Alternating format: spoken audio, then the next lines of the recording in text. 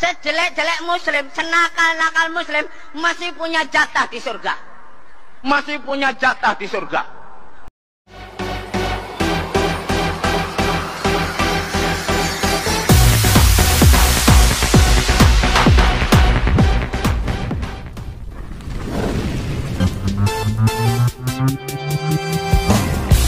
Ini saya mendapatkan satu buah video singkat. Ada seorang ustadz yang sedang berceramah dengan berapi-api.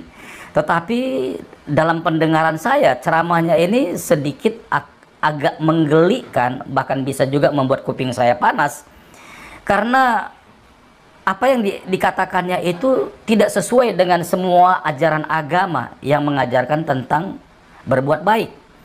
Khususnya lagi dikatakan dalam ceramah itu bahwa sebaik-baiknya orang kafir, mereka tidak akan masuk surga. Sekalipun mereka sudah mengasihi sesama, menolong orang-orang, tetap tidak akan masuk surga. Tetapi justru sebaliknya, sejahat-jahatnya orang muslim, bahkan dia mencuri, merampok barangkali, atau berzina, menurut ustadz ini, orang itu pasti masuk surga. Wow! Spontan saya membuat video ini untuk meluruskan atau paling tidak ingin memberitahukan kepada teman-teman yang menyaksikan video ini, apakah umat Kristen atau dari umat Islam, agar tidak percaya dan tidak boleh menerima ajaran itu. Masuk surga. Sejelek-jelek muslim, senakal-nakal muslim, securang-curang muslim, kalau masuk neraka, kalau masuk penjara nanti mati masuk surga. Seadil-adil kafir, sejujur-jujur kafir, sepinter-pinter kafir, sesantun-santun kafir, jadi menteri, masuk istana, mati masuk neraka.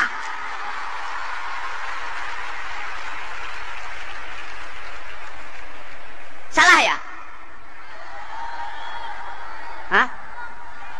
Sejelek-jelek muslim, senakal-nakal muslim masih punya jatah di surga. Ya, kita telah mendengarkan bagaimana ceramah yang disampaikan oleh ustadz ini memang sangat aneh dan sebenarnya di luar ajaran agama apapun yang selalu mengajarkan untuk berbuat baik. Nah, saudara-saudaraku ini berkati oleh Tuhan, saya ingin menjelaskan, semoga saudara-saudara yang juga dari agama Islam mendengarkan video ini, ya, kita berpikir secara akal sehat saja bahwa surga itu tentulah pemiliknya adalah sosok atau pribadi yang kudus, yaitu Tuhan. Jadi orang-orang siapapun yang kepingin masuk surga, tentulah dia harus punya standar. Hidupnya benar, hidupnya suci, hidupnya kudus, bahkan hidupnya sesuai dengan perintah-perintah Allah atau Tuhan sendiri. Tetapi neraka adalah pemilik daripada si jahat atau setan, ya, yang telah dibinasakan oleh Allah, oleh Tuhan, karena dia memberontak kepada Allah. Nah, sudah jelas bahwa neraka itu pemiliknya adalah setan. Jadi orang-orang yang hidupnya tidak benar, yang hidupnya selalu berbuat dosa, berbuat jahat, berzina, membunuh, berjudi, mabuk, ya, selingkuh, tentulah tempatnya itu di neraka. Jadi nggak mungkin orang-orang yang berbuat dosa, orang-orang yang berbuat zina, orang-orang yang berbuat yang tidak sesuai dengan apa yang diperintahkan oleh Tuhan itu bisa masuk surga. Nggak mungkin, karena penghuni surga itu hanya orang-orang yang kudus, orang-orang yang suci.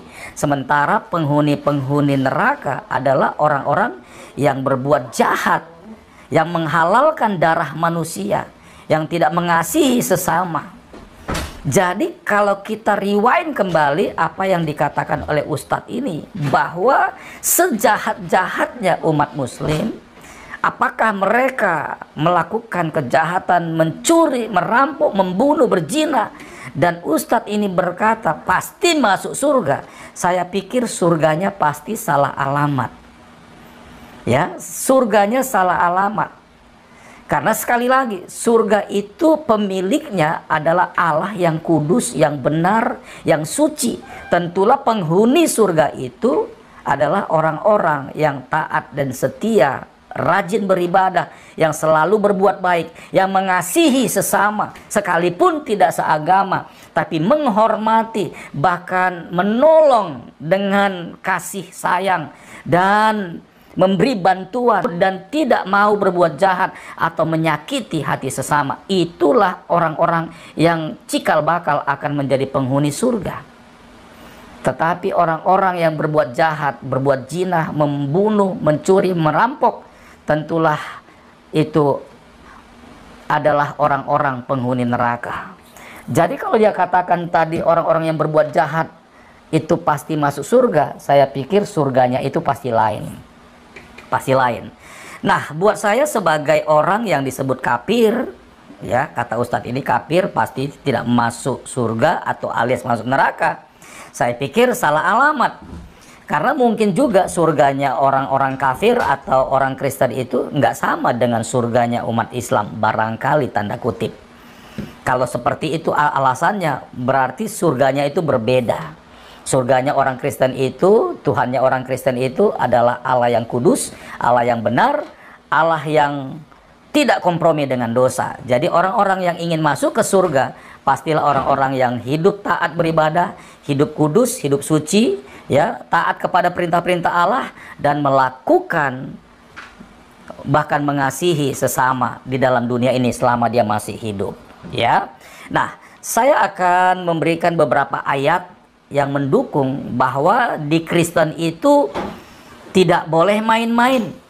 Karena perkara kecil saja, kalau kita tidak taat kepada perintah Tuhan, maka ujung-ujungnya pasti akan masuk neraka. Saya akan lihat ya di Matius, ya, di Matius pasal yang kelima ayat yang ke-30 dikatakan di sini, dan jika tanganmu yang kanan menyesatkan engkau, penggalah dan buanglah itu, karena lebih baik bagimu jika satu dari anggota tubuhmu binasa daripada tubuhmu dengan utuh masuk neraka.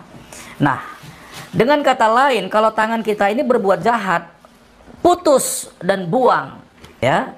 Jadi, ya, ayat ini berkata lebih baik kita dalam keadaan tangan putus tapi masuk surga daripada tubuh kita seluruhnya penuh dan masuk ke dalam neraka. Begitu juga ya di Matius 10 ayat 28, dan janganlah kamu takut kepada mereka yang dapat membunuh tubuh tetapi yang tidak berkuasa membunuh jiwa. Takutlah terutama kepada Dia yang berkuasa membinasakan baik jiwa maupun tubuh di dalam neraka.